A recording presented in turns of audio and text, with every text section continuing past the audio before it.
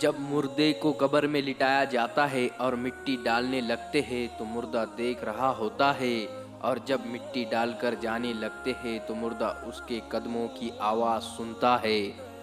جب مردے کو قبر میں دفنا کر جا رہے ہوتے ہیں تو مردہ کی گھبراہٹ بڑھ جاتی ہے، بے چینی بڑھ جاتی ہے۔ قبر کے اندر اتنا اندھیرا ہوتا ہے کہ اس کا ہاتھ بھی اسے نہیں دکھتا۔ سخت تاریخ قبر، روشنی کا نام و نشان نہیں ہوتا۔ جب مردے کو دفنا کر لوگ چلے جاتے ہیں، اس کے بعد دو فرشتے کالی اور نیلی آنکھوں والے آتے ہیں اور اس سے سوال جواب کرتے ہیں۔ قبر میں مردہ اتنا بے بس ہوتا ہے کہ اس کے جسم پر کیڑا رینگ رہا ہوتا ہے۔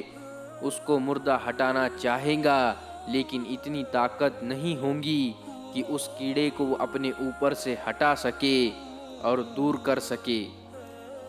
آپ کا قبرستان میں جانا ہوتا ہے، یہ جو آپ کی قبر ایک جیسی دکھتی ہے، اندر سے یہ ایک جیسی نہیں ہوتی۔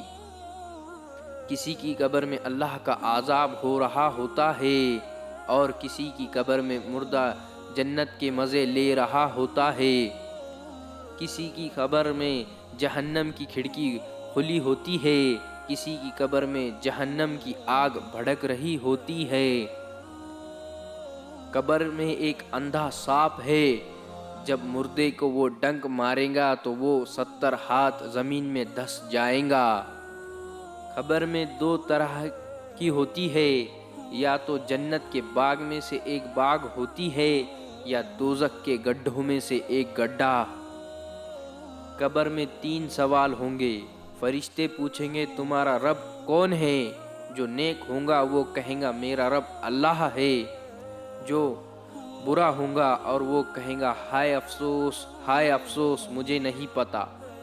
پھر فرشتے دوسرا سوال پوچھیں گے تمہارا دین کیا ہے؟ جو ہوگا کہے گا میرا دین اسلام ہے، اور جو برا ہوگا کہے گا ہائے افسوس، ہائے افسوس، مجھے نہیں پتا۔ پھر فرشتے تیسرا سوال پوچھیں گے، نبی صلی اللہ علیہ وسلم کا چہرہ مبارک دکھایا جائے گا اور فرشتے پوچھیں گے یہ کون صاحب ہے؟